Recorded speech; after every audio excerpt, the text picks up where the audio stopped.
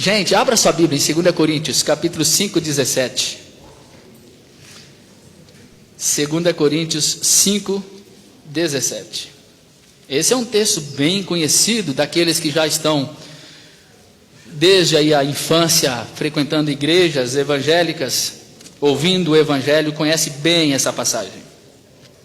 Segunda carta de Paulo aos Coríntios, capítulo 5, verso 17. Se você puder, permaneça com sua Bíblia aí aberta depois, caso você a tenha, porque nós vamos meditar nesse versículo até onde for possível, talvez todo. E assim, se alguém está em Cristo, é nova criatura. As coisas antigas já passaram, eis que se fizeram novas. Será que a gente consegue repetir isso? E assim, se alguém está em Cristo, é nova criatura. As coisas antigas já passaram, eis que se fizeram novas. O apóstolo Paulo está falando aqui nessa passagem sobre a nova vida em Cristo. Se alguém está em Cristo, é nova criatura. As coisas antigas passaram, eis que se fizeram novas. Quais são as características dessa nova vida em Cristo? Pois não duvidemos de que muitas pessoas estão enganadas, sinceramente enganadas, com respeito ao que seja essa nova vida em Cristo.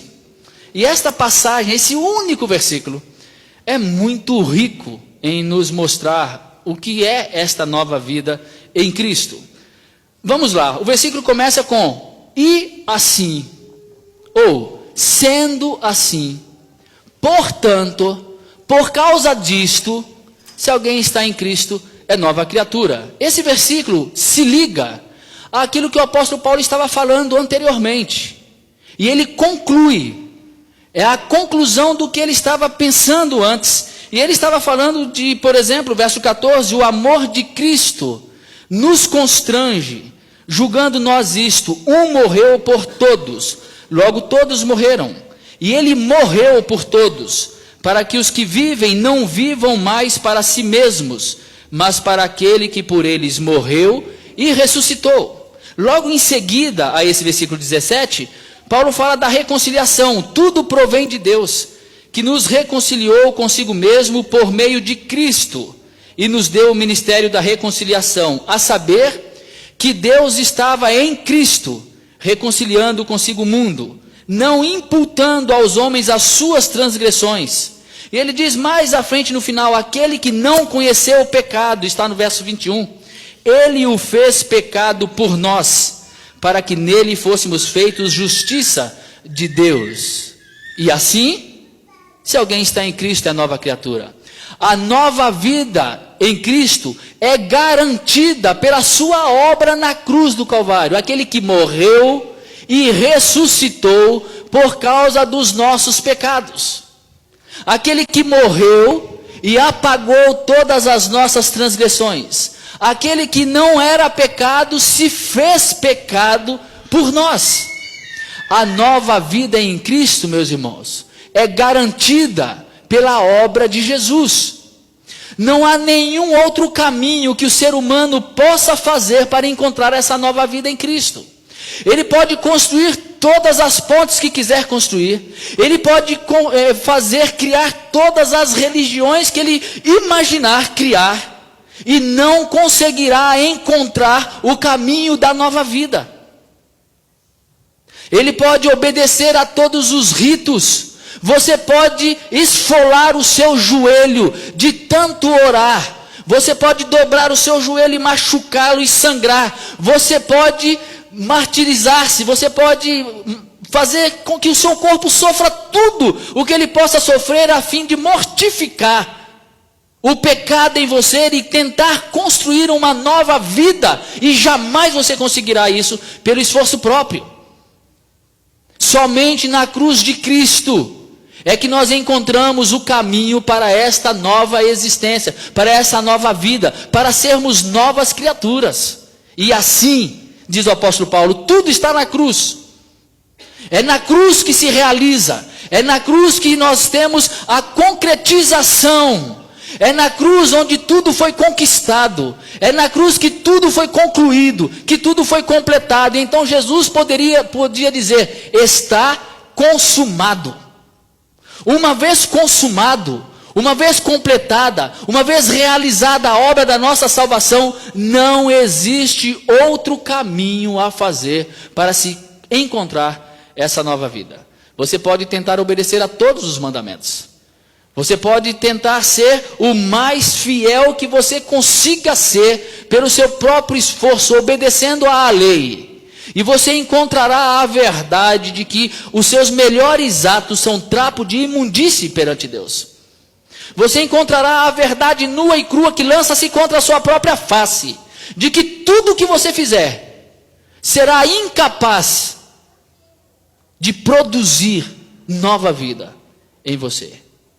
Somente a cruz, somente Jesus, aquele que morreu por nós, aquele que ressuscitou para vencer a morte, aquele que se fez pecado para pagar por todos os meus pecados, aquele que entregou-se de uma vez por todas, é nele que está a nova vida. E assim, por causa da obra de Jesus, e assim, por causa do sacrifício de Jesus, e assim, porque ele é o nosso sumo sacerdote, e assim, porque ele morreu e ressuscitou, se alguém está em Cristo, é nova criatura. Mas o apóstolo Paulo, continuando esse verso, ele chama aqui de alguém. Se alguém está em Cristo, é nova criatura. Não é grupo, não é coletividade. Esta nova vida é um caminho pessoal. Essa nova vida é um caminho individual e que acontece aqui dentro. Essa nova vida é a vida que acontece quando alguém é encontrado pela graça, pela misericórdia de Deus e olha para a cruz e se enxerga na cruz, e aquele deixa de ser um fato histórico e passa a ser uma verdade existencial recebida com alegria no coração. É quando a pessoa vai passar a ouvir o nome de Jesus como doce nome, que só de ouvir tua voz, de sentir teu amor, só de pronunciar este nome, ele encontra mais do que apenas um nome, mas ele encontra uma pessoa, um amigo, aquele com quem pode se caminhar, aquele com quem você pode andar sabendo que é amado por ele. Esse é o encontro pessoal de alguém com Cristo. Como diz o apóstolo Paulo aqui no versículo imediatamente anterior, no verso 16, ele diz: assim que nós, daqui por diante, a ninguém conhecemos segundo a carne. Se antes conhecemos Cristo segundo a carne, já agora não o conhecemos deste modo. Tem muita gente que conhece Jesus segundo a carne, sabe tudo sobre Jesus, estudou tudo sobre Jesus, conhece a história dele de cor e salteado. Pessoas que conhecem o que eles poderiam chamar de um Jesus histórico. Outros que vivem nessa busca por conhecer esse Jesus histórico, para poder comprovar sua existência, para poder comprovar a veracidade dos relatos dos evangelhos, vão à busca do Jesus histórico. Esses conhecem Jesus segundo a carne.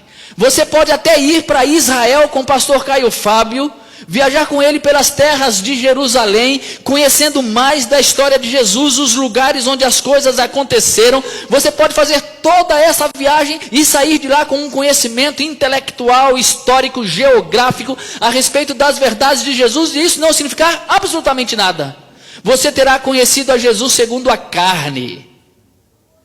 Mas o Jesus se realiza quando você o conhece, não segundo a carne, mas segundo o Espírito. Quando se nasce do Espírito, quando é revelado pelo Espírito no coração, no interior, não na aparência das coisas. Aliás, Paulo fala disso também. Ele fala daqueles que se gloriam na aparência e não no coração, no versículo 12.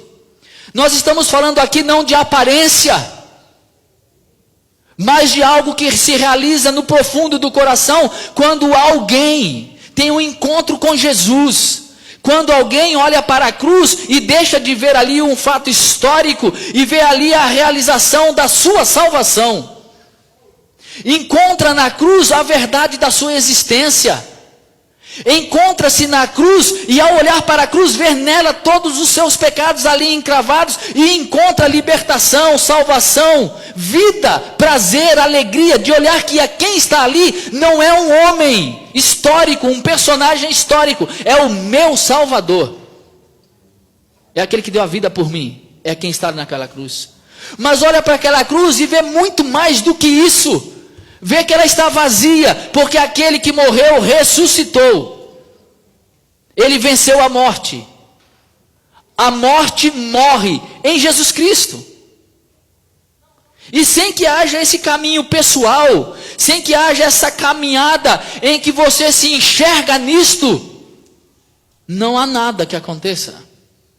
Isso é como aquele que Jesus fala: se alguém quer vir após mim. Essa nova vida é uma decisão pessoal. Jesus realizou essa obra de salvação na cruz do Calvário, e Ele garantiu essa nova vida, e não há nova vida fora dele. E sem querer entrar em qualquer tipo de especulação teológica, que são tolices humanas, cabe a mim e a você fazermos aquilo que cabe a mim e a você. Deixemos Deus ser Deus e fazer aquilo que cabe a Deus, e façamos nós aquilo que de nós se espera, de nós se busca e de nós se pede. Vamos a Ele. Siga-me, disse Jesus. Venha a mim. Se alguém quer, beba. Se alguém quer, receba. Você quer? Você deseja? Você busca? Você anseia? É um anseio do seu coração? Você é esse alguém? Será que esse alguém poderia ser trocado pelo seu nome, pelo meu nome? Esse alguém sou eu. Eu me vejo diante da cruz de Cristo. Eu me vejo como resgatado. Eu recebi isso no meu coração como uma verdade que nada pode arrancá-la do meu coração, ainda que todo mundo venha contra. Ainda que provem por A mais B que esse Jesus histórico nunca existiu.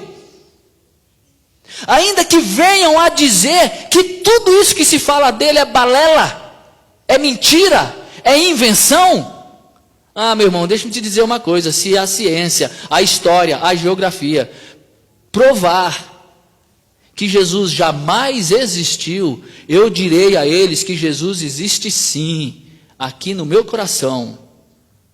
Jesus existe sim, e não é por revelação de um Jesus carnal, histórico, provado pela história, pela geografia, mas pela verdade dita claramente em meu coração.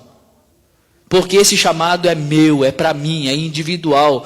Essa coisa não se realiza em encontros coletivos, se realiza no quarto de casa, às portas fechadas. Se não existe vida com Cristo dentro do seu quarto, a portas fechadas, não existe vida em Cristo aqui também. Na coletividade, nos louvores, nas adorações, no levantar de mãos, no fechar de olhos, no derramar lágrimas. Se não acontece isso dentro do quarto, é nada perante Deus. É seu, é para você, é um chamado para mim e para você, essa nova vida. Se alguém, Paulo continua e diz: se está em Cristo, olha para a cruz, onde a salvação se realiza, onde a nova vida se completa e é garantida. Olha para si mesmo, vê-se diante dessa cruz, recebe o chamado para seguir, recebe o convite para andar com Ele. Venha a mim. Aceita-se esse convite com o coração aberto, constrangido. O amor de Cristo nos constrange, diz o apóstolo Paulo aqui. Constrangido pelo amor. Vou porque o ir também é graça. Vou porque Ele me atraiu. E Cristo habita em nós. É estar em Cristo. Se realiza na vida dessa pessoa aquilo que o apóstolo Paulo fala de si mesmo: já não sou eu quem vive, mas é Cristo que vive em mim. E esse viver que eu tenho na carne, vivo pela fé no Filho de Deus que me amou e a si mesmo se entregou por mim. Você observa que essa palavra do apóstolo Paulo tem tudo a ver com isso que estamos falando aqui. Já não sou eu quem vive, Cristo vive em mim. Mas eu continuo vivendo na carne, essa vida que eu vivo aqui no chão da vida. Eu continuo existindo aqui, como homem, como mulher, como pessoa, que caminha e suja os pés pela caminhada. Que tem dores, que tem sofrimentos, que tem lutas, que tem quedas. Esse viver que eu vivo na carne, eu vivo pela fé no Filho de Deus. E olha a consciência pessoal da obra de Jesus Cristo, da realidade da cruz, do significado da cruz. Ele diz que me amou. Eu vivo pela fé no Filho de Deus que me amou. Essa nova vida é ser habitado por Cristo. Essa nova vida é viver como amado de Deus. Ele me amou, amou o Adailton, amou o César, amou o José, a Maria. Ele me amou, amou a mim. Você pode dizer isso de você mesmo. Ele me amou. E eu vivo como amado de Deus quando a consciência desse amor de Deus invade nossa mente e nosso coração. Quando isso se realiza como vida e não como teoria.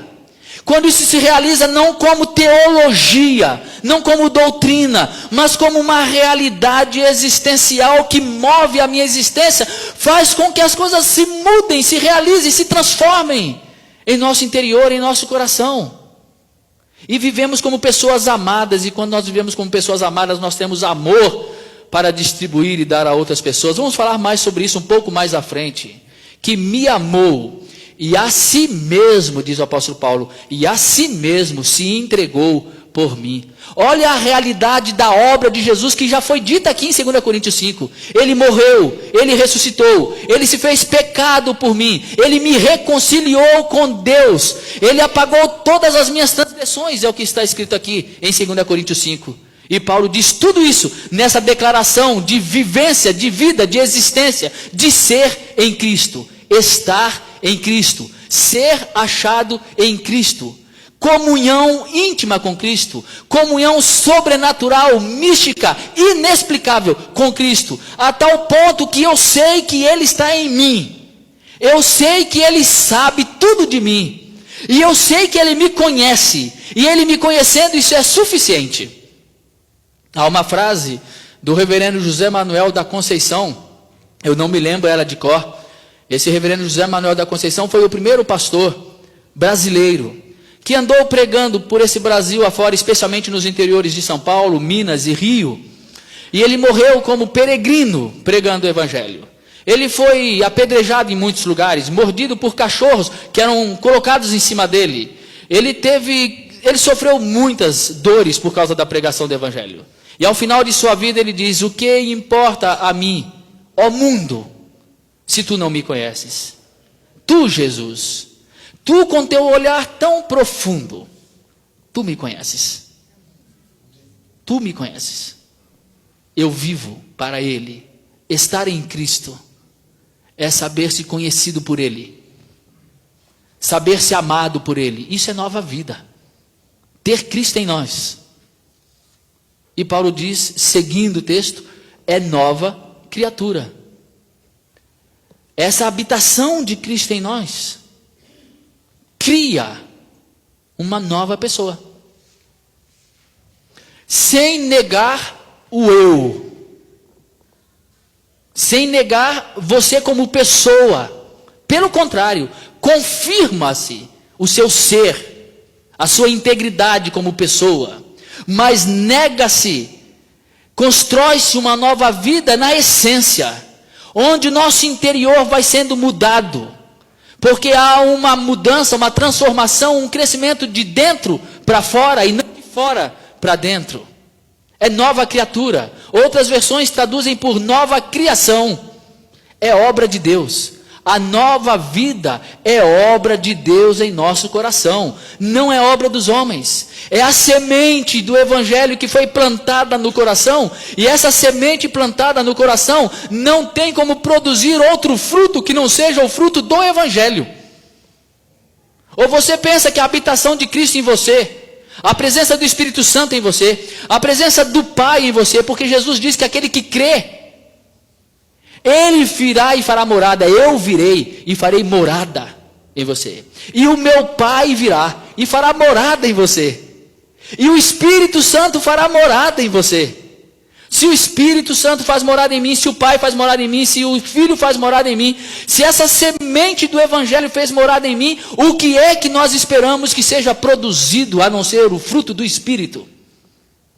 Por isso que toda tentativa religiosa para poder fazer barganhas com Deus, qualquer tentativa de controle moral que a igreja estabeleça, a fim de que as pessoas andem na linha, é totalmente contrário ao Evangelho. É não crer no poder do Espírito Santo, é não crer na boa semente do Evangelho plantada no coração. A nova criação acontece quando o Evangelho alcança esse coração, a semente do Evangelho é colocada no coração, o fermento do Evangelho é colocado no coração e vai levedando toda a massa, e vai crescendo uma nova vida, uma nova árvore que de repente quando você vê já está frondosa e pode proteger e dar sombra a muita gente, sem que se perceba.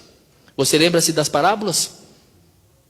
Jesus disse, o reino dos céus é semelhante a, e ele diz, por exemplo, a semente que é plantada, e o que plantou fica ali do lado e não percebe, quando ele menos se apercebe, já cresceu, já germinou, já virou uma árvore frondosa. Ou o fermento que é jogado na massa, e ele leveda a toda a massa. O Evangelho alcança o nosso coração, e quando ele alcança o nosso coração, quando você menos se apercebe, você vê que há uma nova vida sendo produzida em você, no seu coração, obra do Espírito Santo, obra de Deus, é nova criação de Deus, não é de homens.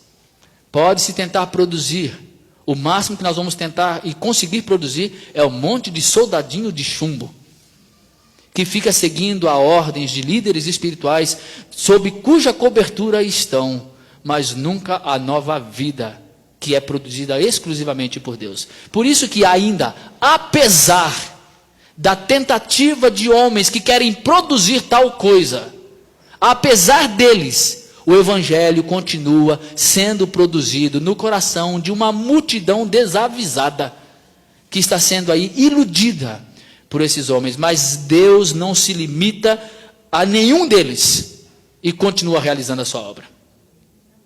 Se está em Cristo, é nova criação. As coisas antigas já passaram. A nova vida em Cristo é abandonar o passado. As coisas antigas já passaram. E há uma coisa muito bonita aqui. O tempo verbal que Paulo utilizou. Ele significa, poderíamos traduzir ao pé da letra dizendo, as coisas antigas já passaram de uma vez por todas. Não é que elas vão passando, passaram de uma vez por todas. Não há mais então por que viver debaixo do jugo da culpa. Não há mais por que viver debaixo do medo da maldição.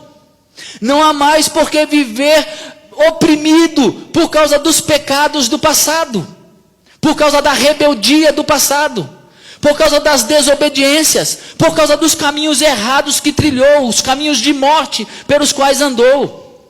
Em Cristo, os nossos pecados todos foram lavados, purificados, limpos, resgatados. Fomos reconciliados total e plenamente com Cristo. O velho homem morreu. O passado morreu. As coisas antigas passaram de uma vez por todas em Jesus Cristo. Enquanto nós não entendermos que essa é uma obra do Espírito Santo e não vivermos nisso, crendo nisso como verdade existencial para minha caminhada diária, eu vou carregar comigo um peso maluco de pecados amarrados às minhas costas, às minhas pernas, que me impedem o caminhar, achando que eu tenho que dar conta de tudo que ficou para trás. Não há nada para dar conta. Jesus já deu conta. As coisas antigas já passaram de uma vez por todas. Por isso, a nova vida em Cristo implica em abandonar o passado também, de uma vez por todas. Qual é a culpa que você deve carregar pelos seus erros do passado? Nenhuma culpa. Porque Ele levou a nossa culpa. Ele nos livrou de toda a culpa. A culpa era nossa, mas Ele levou essa culpa em nosso lugar, para que nós fôssemos libertos totalmente de qualquer culpa. Todos os nossos pecados foram encravados na cruz, e eles foram encravados na cruz e apagados, e a dívida que nós tínhamos foi cancelada. E essa dívida constava de ordenanças, de leis, de regras que nos eram prejudiciais. Jesus Cristo removeu tudo na cruz. E quem é que pode nos acusar por causa dos nossos erros do passado?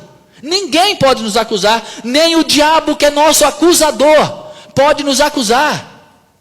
Porque em Cristo, quando Ele nos redimiu do pecado, quando Ele cancelou a dívida, quando Ele apagou e removeu todas as ordenanças que eram contra nós, que nos eram prejudiciais, diz-nos o Evangelho que Ele expôs o diabo ao desprezo.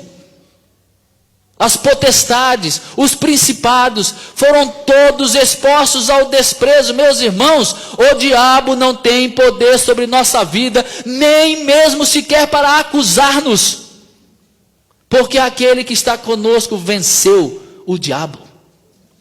Portanto, é simples. Quando a lembrança dos nossos pecados do passado vem sobre nós não precisamos alimentar tais lembranças. Nós apenas as colocamos no lugar certo, que é diante de Cristo. Fazemos o que Ele disse para nós fazermos, irmos a Ele, para alcançarmos socorro em tempo de necessidade. E se tem um tempo de necessidade que nós seres humanos temos, é esse momento em que as culpas do passado são jogadas sobre nós, são lançados em nossa cara, seja pela nossa própria lembrança, seja pela lembrança daqueles outros que nos rodeiam, amigos, familiares e tantos outros, que insistem em lembrar-nos dos nossos erros, dos nossos pecados, que gostam de jogar na nossa cara, que gostam de afrontar, que gostam de chamar de mentiroso, de adúltero, disso, daquilo outro, baseados em coisas que praticamos no passado. Todos os nossos pecados foram lavados na cruz. Então, quando recebemos essa carga pesada sobre nós, de afronta, de pessoas que querem apenas nos acusar, o que fazemos? Tentamos responder? Tentamos provar a eles nossa inocência? Tentamos provar a eles que somos diferentes? Não precisamos nada disso. Nós apenas olhamos para o Mestre e colocamos diante dele toda a nossa ansiedade, porque Ele tem cuidado de nós. Nós nos aproximamos dele e nos lembramos da verdade, que tudo que era antigo se foi.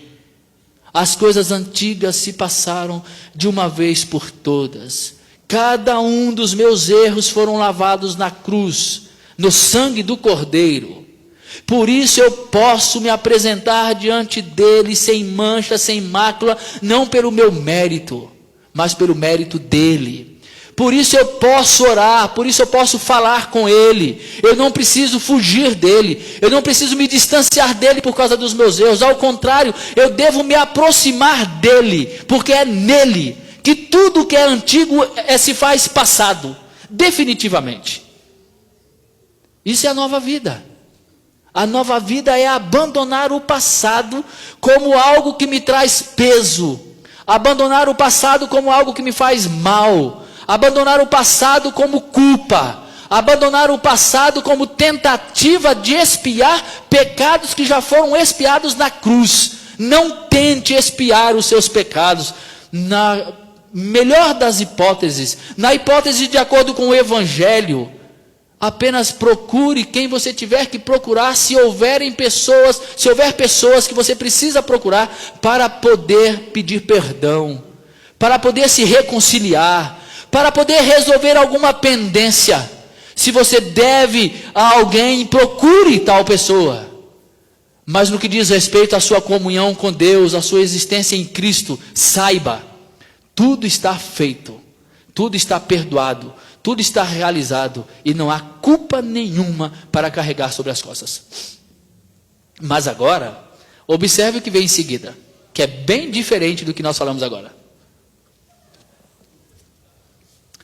As coisas antigas se passaram, eis que se fizeram novas. E o que é o legal aqui? É que aqui o tempo verbal é diferente. Enquanto no anterior passaram de uma vez por todas, aqui já não é isso. Aqui é se fizeram e continuam sendo feitas novas. O nosso olhar vai sendo moldado, mudado. E isso porque nenhum discípulo de Jesus está pronto nessa caminhada. O nosso fim, o nosso alvo é sermos semelhantes a Cristo. Sermos moldados à imagem de Cristo. E esse moldar-se à imagem de Cristo acontece na caminhada do dia a dia, enquanto nós vamos caminhando com Ele. Enquanto nós vamos vivendo com Ele, aprendendo com Ele, aprendendo dEle, ouvindo dEle. Não apenas ouvindo quando se apenas lê como letra, mas quando se lê como vida.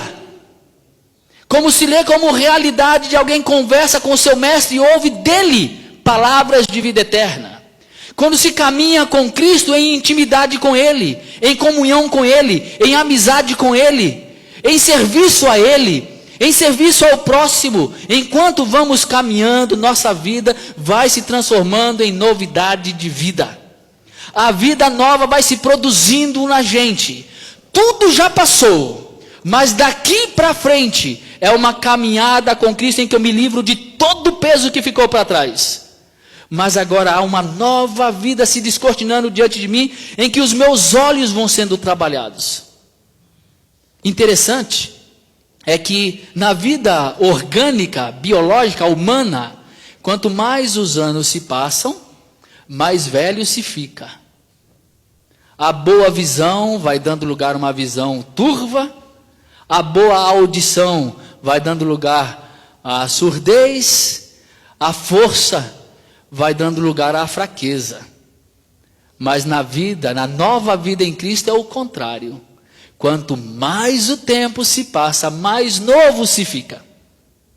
E se não é assim, é porque não é a nova vida que se recebeu. Recebeu alguma coisa, menos a nova vida em Cristo. Porque a nova vida em Cristo nos encaminha para a novidade de vida, conforme vamos caminhando com Ele em nossa existência. Quanto mais o tempo passa, mais novos ficamos. A fraqueza dá lugar à força espiritual, à maturidade espiritual, à liberdade em Cristo. A visão que era corrompida, a visão que era manchada, a visão que era turva, vai dando lugar a uma nova visão, novos olhos para enxergar a vida e as outras pessoas. A possibilidade de poder ver as pessoas não pela aparência, como Paulo disse aqui, assim que nós não vemos a ninguém, conhecemos segundo a carne, a ninguém conhecemos segundo a carne, nem a Cristo. Ou seja, os seus olhos modificados, moldados para enxergar o outro, não segundo a aparência, mas com amor, com bondade, com misericórdia, com compaixão. Os olhos sendo luz, os olhos enxergando a realidade com outros olhos, você passa a enxergar mais enquanto o tempo passa. A sua audição, conforme vai caminhando com Cristo, melhora. Ouve-se mais, tem uma percepção mais apurada da direção do Espírito, da direção de Cristo, da voz de Cristo, do doce nome de Cristo, de só de ouvir tua voz. O caminhar com Cristo é uma caminhada em que se vai progredindo no conhecimento, na vivência, na experiência, na maturidade em Cristo, porque nenhum discípulo nasce pronto, mas vai sendo preparado na caminhada até se encontrar com Cristo e vê-lo como Ele é e sermos como Ele é. Esse é o nosso alvo, sermos como Cristo. E é aqui que nós começamos isso, caminhando aqui para sermos como Cristo. E bem vale aqui a palavra do escritor aos Hebreus, que nós nos desembaracemos de todo o peso que nos atrapalha, do pecado que tenazmente nos assedia, e corramos com perseverança a carreira que nos está proposta, olhando firmemente para o autor e consumador da nossa fé. Quando nós caminhamos aqui, olhando para o autor e consumador da fé, o que acontece é uma renovação da nossa vida dia após dia. Vamos sendo renovados dia a dia, de força em força, como somos ensinados no Evangelho. E há uma versão que diz que há coisas novas surgindo. Porque quando nós somos habitados por Cristo e por essa nova vida, coisas novas surgem, coisas que nós nem percebíamos à nossa volta, que passavam batido, a gente começa a perceber. Muita coisa nova vai surgindo como vida, como essência, como realidade. O sentir-se, ver-se amado, vai moldando tudo. O nosso interior vai crescendo e vai se expandindo, e começa então a produzir vida àqueles que estão à nossa volta. De fato, a nova vida em Cristo é algo extraordinário.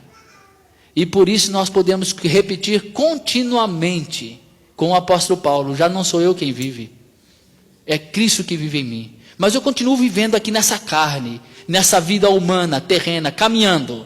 Mas eu vou vivendo pela fé, não pela vista, não pelas circunstâncias, mas pela fé no Filho de Deus, que me amou. Eu sou amado por Ele, e se entregou a si mesmo por mim.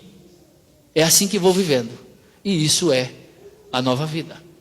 Eu espero em Cristo que o nosso coração aqui essa noite seja aberto para essa novidade de vida, para ver-se diante daquele que garante essa nova vida, Cristo, através da sua obra na cruz do Calvário. Que o nosso coração seja aberto para ser atraído, ser constrangido por esse amor dele, a fim de que vivamos para aquele que nos amou, e assim vivamos essa nova vida em Cristo. Que Deus nos abençoe, meus irmãos.